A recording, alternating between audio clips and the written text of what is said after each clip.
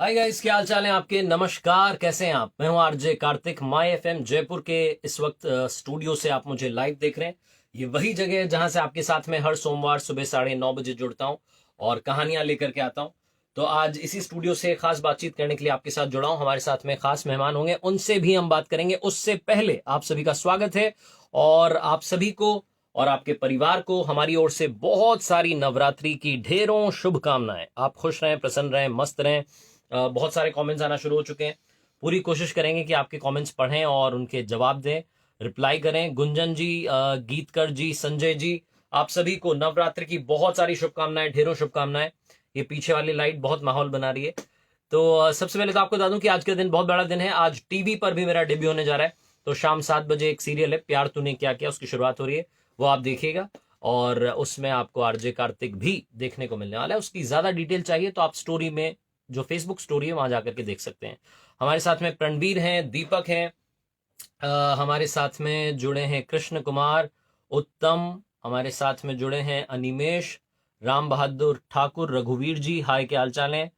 आप सभी को नवरात्र की शुभकामनाएं। हमारे साथ में शारदर हैं, नेहा है, हाय नेहा क्या हाल है। हाय दीपा, क्या हाल है आपके। हाय उदय, क्या हाल है। तो आप सबके हाल चाल मस्त हैं, फर्स्ट क्लास हैं। तो अब आइए बात करते हैं। Cancer specialist doctor Dinesh Gupta हमारे साथ जुड़े हैं। सर जी, बहुत बहुत स्वागत है आपका। और सबसे पहले तो आपको भी नवरात्रि की बहुत सारी शुभकामनाएं। धन्यवाद। मेरी तरफ से सभी दर्शकों को नवरात्रि की शुभकामनाएं। क्या बात है सर। अब कुछ सवाल हैं जिनके बारे में आपसे बात करना चाह रहा हूं, क्योंकि आपको जटिल कैंसर सर्जरी का बहुत खास अनुभव है, विशेष अनुभव है।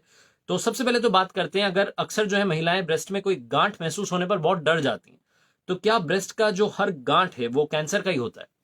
ब्रेस्ट की जो गांठ होती है वो बहुत कॉमन है, काफी महिलाओं में होती है, लेकिन ब्रेस्ट की गांठ होते ही घबराना नहीं चाहिए। 80 to 90% ये जो ब्रेस्ट की गांठ होती है वो सिंपल गांठ होती है। सिर्फ 10% या 15% केसेस में ये कैंसर हो सकता है। जो सिंपल गांठ होती है वो पता लगते ही आप डॉक्टर से मिलें, वो आपको एग्जामिन करेंगे, टेस्ट कराएंगे और डायग्नोसिस बनाएंगे। कुछ सिंपल गांठ होती हैं जैसे फाइब्रोएडिनोमा, फाइब्रोएडिनोसिस, ब्रेस्ट में एब्सेस हो गया, इन्फेक्शन हो गया, सिस्ट बन गई। इन सब का ट्रीटमेंट बड़ा ही सिंपल है। कुछ केसेस में ये दवाइयों से भी ठीक हो सकता है और कुछ केसेस में बिनाइन कंडीशन में भी ऑपरेशन की जरूरत पड़ सकती है। अगर आपकी गांठ का टेस्ट कराने के बाद डायग्नोसिस जो है वो कैंसर आता है तो आप तुरंत ही कैंसर का इलाज शुरू कराएं। बिल्कुल। और एक बार अगर ब्रेस्ट कैंसर डायग्नोस हो जाए तो उसकी उसकी जो ट्रीटमेंट है वो किस प्रकार से की जाती है डायग्नोस होने के बाद। देखिए, ब्रेस्ट कैंसर को डायग्नोस होने के बाद हम सबसे पहले तो स्टेजिंग वर्कअप करते हैं। स्टेजिंग वर्कअप में बायोप्सी से कंफर्म करके और इमेजिंग स्टडी से, सीटी स्कैन, पैट स्कैन से हम पेशेंट की एक स्टेज बनाते हैं कि पेशेंट का जो ब्रेस्ट कैंसर है वो कौन सी स्टेज का है, first, second, third, fourth. Breast cancer का अगर अर्ली कैंसर है तो सबसे पहले सर्जरी होती है और सर्जरी के बाद कीमोथेरेपी या रेडियोथेरेपी की जरूरत हो तो वो दी जाती है। जो लोकली एडवांस ब्रेस्ट कैंसर होता है उसमें सबसे पहले कीमोथेरेपी देके हम उस ब्रेस्ट कैंसर को कम करते हैं और उसके बाद ऑपरेशन होता है और ऑपरेशन के बाद रेडियोथेरेपी दी जाती है। मेटास्टेटिक ब्रेस्ट कैंसर हो तो उसमें मेनली ट्रीटमेंट जो है वो कीमोथेरेपी द्वारा ही होता है। बिल्कुल इन सर। इन सब के बाद जो है कि तीनों मोडेलिटी, सर्जरी, कीमोथेरेपी, रेडियोथेरेपी के अलावा हार्मोन थेरेपी भी दी जाती है। ट्रीटमेंट का एक जो सबसे इम्पोर्टेंट पार्ट है वो है फॉलोअप। हम ये देखते हैं कि बहुत से पेशेंट जो है इलाज कंप्लीट होने के बाद डॉक्टर के पास फॉलोअप में नहीं आते। इलाज कंप्लीट होने के बाद रेगुलर फॉलोअप में आना चाहिए। आपको उस दौरान कोई तकलीफ होती है तो डॉक्टर उसको चेक करके, या ब्रेस्ट कैंसर के वापस आने के लक्षण है तो डॉक्टर उसको देख के आपको उस हिसाब से आगे का ट्रीटमेंट एडवाइस करते हैं। एक कमेंट है यहाँ पर जिसके बारे में मैं आगे बात करूंगा, आपसे सवाल पूछूंगा। उससे पहले पूछना चाह रहा हूँ, ब्रेस्ट कैंसर की सर्जरी किन किन तरीकों से की जा सकती है। देखिए, ब्रेस्ट कैंसर का पता लगते ही जब बात आती है सर्जरी की तो दर्श पेशेंट के मन में बड़ी भ्रांति होती है कि क्या होगा क्या होगा। ब्रेस्ट की जो सर्जरी है उसमें दो तरह की सर्जरी आजकल पॉसिबल है। पहले जो है मेस्टेक्टमी। मेस्टेक्टमी में ब्रेस्ट पूरी रिमूव की जाती है और ऑपरेशन के बाद आगे एडजुवेंट में कीमोथेरेपी, रेडियोथेरेपी दी जाती है। एक नई टेक्निक से आजकल ट्रीटमेंट हो रहा है जिसको बोलते हैं ब्रेस्ट कंजर्विंग सर्जरी। इस ऑपरेशन में ब्रेस्ट के सिर्फ कैंसरग्रस्त हिस्से को निकाला जाता है, पूरी ब्रेस्ट को रिमूव नहीं किया जाता है। तो इससे ब्रेस्ट की शेप बनी रहती है जिससे पेशेंट को साइकोलॉजिकल इम्पैक्ट कम होता है। ब्रेस्ट कंजर्विंग सर्जरी के बाद भी कीमोथेरेपी और रेडियोथेरेपी का ट्रीटमेंट दिया जाता है। बिल्कुल। सर, एक कमेंट था यहाँ पर जिसके बारे में आपसे बात करना चाह रहा हूँ। Fibroadenosis is same from last 1 year, no pain और नो इंक्रीज इन साइज, ये इन फ्यूचर क्या कैंसर हो सकता है? फाइब्रोएडिनोसिस एक बहुत कॉमन कंडीशन है। इसमें महिलाओं की स्तन में थोड़ी सी हार्डनेस फील होती है और मेंस्ट्रुअल साइकिल के आसपास उनको दर्द महसूस होता है। ये फाइब्रोएडिनोसिस जो है वो दवाइयों के सहारे इसको सिम्टम को आराम दिया जा सकता है। कुछ पेशेंट्स में मेडिसिन से बहुत अच्छा रिलीफ मिल जाता है, किसी पेशेंट में थोड़ा सा कम रिलीफ आता है। फाइब्रोएडिनोसिस के फ्यूचर में कैंसर में कन्वर्ट होने के चांसेस बहुत कम है। जी। अब बात करते हैं सर, क्या सर्जरी के बाद में महिलाओं के फिजिकल लुक में कोई चेंज आता है, और अगर उसे प्रिजर्व करना हो तो क्या उसका कोई ऑप्शन है? सर्जरी के बाद जैसा मैंने बताया मेस्टेक्टमी है, तो उससे पूरी ब्रेस्ट रिमूव हो जाती है, तो महिला के जरूर फिजिकल लुक्स में बदलाव आता है। और दूसरा जो ब्रेस्ट कंजर्विंग सर्जरी है उसमें ब्रेस्ट की शेप मेंटेन रहती है, तो बहुत ज़्यादा डिफरेंस नहीं आता है फिजिकल लुक्स में। जहाँ तक लुक्स को वापस बनाने की बात है, तो आजकल प्लास्टिक सर्जरी के द्वारा ब्रेस्ट रिकंस्ट्रक्शन की जा सकती है। ये जो ब्रेस्ट रिकंस्ट्रक्शन का ऑपरेशन है, या तो ये प्राइमरी ऑपरेशन के साथ ही कर सकते हैं, या फिर किसी कंडीशंस में पहले जो मेन प्राइमरी ऑपरेशन हुआ, कीमोथेरेपी रेडियोथेरेपी का सारा ट्रीटमेंट कंप्लीट करने के बाद 2 साल के बाद दोबारा से ऑपरेशन करके प्लास्टिक सर्जरी के द्वारा ब्रेस्ट को रिकंस्ट्रक्ट किया जाता है। रिकंस्ट्रक्शन के लिए हमारे पास या तो हम ब्रेस्ट में इम्प्लांट लगा सकते हैं, या ब्रेस्ट में लोकल टिश्यू फ्लैप्स रोटेट करके आसपास से मसल्स, कमर से या नीचे एब्डोमेन से मसल्स लेके और उनको रोटेट करके ब्रेस्ट की शेप बना देते हैं। अगर कोई पेशेंट ब्रेस्ट की रिकंस्ट्रक्टिव सर्जरी को चूज नहीं करना चाहता है, वो दोबारा से सर्जरी नहीं कराना चाहता है, तो उनके लिए एक्सटर्नल ब्रेस्ट प्रोस्थेसिस अवेलेबल हैं। ये एक सॉफ्ट पैडिंग्स होती हैं जो वो ब्रा में रख सकते हैं, जिससे उनकी एक्सटर्नल लुक्स नॉर्मल हो जाती है। बिल्कुल। रश्मि जी का भी यहाँ पर एक कमेंट आया और आपको थैंक यू बोल रही हैं कि thank you doctor Dinesh Gupta ji, ये बहुत ही इंपॉर्टेंट टॉपिक है जिस पर आज आप यहाँ बात कर रहे हैं और हमें समझा रहे हैं बहुत ही सरल भाषा में। अब मैं बात करना चाह रहा हूँ कि ये जो सर्जरी है, क्योंकि आपको सर जटिल सर्जरीज करने का एक एक्सपीरियंस है, कॉम्प्लिकेटेड सर्जरीज आप करते आए हैं, कितना जो है इसमें समय लगता है, कितनी सेफ है, और इसके बाद की लाइफ की बात करें कैसी होती है? देखिए, ब्रेस्ट कैंसर की जो सर्जरी है वो बहुत ही सेफ सर्जरी है। अगर सिर्फ हमें मेस्टेक्टमी या ब्रेस्ट कंजर्विंग सर्जरी करनी है तो इसमें सिर्फ 1 से 2 घंटे का समय लगता है।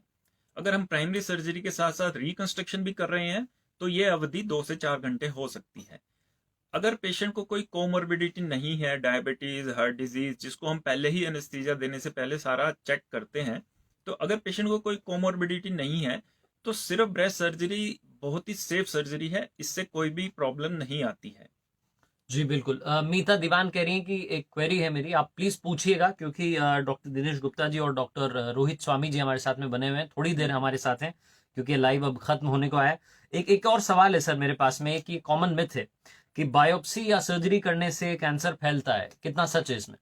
देखिए, हमारी पॉपुलेशन में ये बहुत ही बड़ा मिथ है कि कैंसर की बायोप्सी करने से या ऑपरेशन करने से वो फैल जाएगा। ऐसा हमारे को लगभग हर पेशेंट आके कहता है।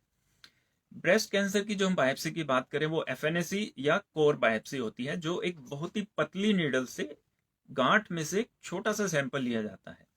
इस टेक्निक के द्वारा ब्रेस्ट कैंसर के फैलने के चांसेस बिल्कुल नहीं है। रही बात ऑपरेशन की, तो अगर मेस्टेक्टमी या ब्रेस्ट कंजर्विंग सर्जरी की हम बात कर रहे हैं, ऑपरेशन के द्वारा कैंसर फैलने के चांसेस नहीं होते हैं कभी भी। अगर आपकी डिजीज बहुत ही ज्यादा है, लोकली एडवांस डिजीज है, और ऑपरेशन करते वक्त कुछ कैंसर के सेल रह जाते हैं, तो वो वापस बीमारी हो सकती है। बट वो इसलिए हुई क्योंकि कैंसर के ऑपरेशन के दौरान कुछ कैंसर के सेल्स रह गए। लेकिन अगर वो कंप्लीट सर्जरी ढंग से की जाए और कैंसर के सेल्स ना रहें, तो कैंसर की सर्जरी करने से बीमारी नहीं फैलती है। जी, जाते जाते सर सिर्फ ये समझना चाह रहा हूँ, ट्रीटमेंट के बाद में कौन कौन सी सावधानियां हैं, प्रिकॉशंस हैं जो हमें बरतने? ब्रेस्ट कैंसर का ऑपरेशन बहुत ही सिंपल सा ऑपरेशन है और इसके बाद कोई बहुत ज्यादा सावधानी रखने की जरूरत नहीं पड़ती है। महिला एक अपनी नॉर्मल जिंदगी जी सकती है। उनको सिर्फ ये ध्यान रखना है कि जिस साइड का ऑपरेशन हुआ है उस हाथ में आगे चल के कभी भी ब्लड प्रेशर मेजर नहीं करना, उस हाथ में कभी भी इंजेक्शंस या ड्रिप नहीं लगवानी है, उस हाथ में को नीचे करके उसके ऊपर बहुत ज्यादा लंबे समय तक सोना नहीं है ताकि उस पर दबाव ना आए। उसके अलावा ऑपरेशन के बाद कुछ एक्सरसाइज समझाई जाती है हाथ के लिए और शोल्डर के लिए, वो हमें रेगुलर करते रहना है लाइफ लॉन्ग। एक्सरसाइज करने से उस हाथ में जो जिस साइड का ऑपरेशन हुआ है उस साइड में सूजन वगैरह कम आती है। तो तो अगर हम ये थोड़े से प्रिकॉशन रखेंगे तो हम एक नॉर्मल जिंदगी जी सकते हैं। Absolutely, thank you so much sir हमारे साथ जुड़ने के लिए। कुछ और सवाल थे लेकिन थोड़ा सा समय कम है, और अभी भी कुछ लोग कह रहे हैं कि हमारे पास में सवाल है लेकिन पूछ नहीं रहे। तो अगर आप ज्यादा इन्फॉर्मेशन चाहते हैं, नारायणा मल्टी स्पेशलिटी हॉस्पिटल का फेसबुक पेज है जो आप विजिट कर सकते हैं, और हमारे डॉक्टर्स से भी आप बात कर सकते हैं, कंसल्ट कर सकते हैं, घर बैठे भी आप इनसे कंसल्ट कर सकते हैं। Thank you so much sir आपका हमारे साथ जुड़ने के लिए। डॉक्टर दिनेश गुप्ता जी से बात कर रहे थे, और आज हमने बात की है डॉक्टर रोहित स्वामी जी से भी। बहुत बहुत शुक्रिया सर आपका हमारे साथ जुड़ने के लिए। Once again wishing you a very happy Navratri. धन्यवाद। Thank you so much. और जितने दोस्त हमारे साथ इस लाइव में जुड़े हैं, आपका भी बहुत बहुत धन्यवाद है। आपको मैं एक बार फिर से याद दिला दूं, आज शाम 7 बजे देखना मत भूलिएगा प्यार तूने क्या किया। टीवी पर भी आपके प्यार से, आपके आशीर्वाद से आज शुरुआत हो रही है। So thank you so much. बहुत सारे कमेंट्स आपने भेजे, कहानियों को लेकर के आपने प्यार भेजा है, और नारायणा मल्टी स्पेशलिटी हॉस्पिटल की जो टीम आज हमारे साथ जुड़ी है उनको लेकर के आपने थैंक यू बोला है कि बहुत इंपॉर्टेंट टॉपिक था जिस पर आज हम बात कर रहे थे। अगर आप अभी अभी इस लाइव में जुड़े तो दोबारा से आप ये पूरा वीडियो देख सकते हैं, और अगर आप इसको किसी के साथ में शेयर करना चाहते हैं, ये इन्फॉर्मेशन उन तक पहुंचाना चाहते हैं, तो ये भी आप कर सकते हैं। एक बार फिर से आपका धन्यवाद। सोमवार सुबह 9:30 बजे फिर से मिलने वाले हैं एक नई कहानी के साथ। तब तक के लिए कर दिखाओ कुछ ऐसा कि दुनिया करना चाहे आपके जैसा। Thank you so much.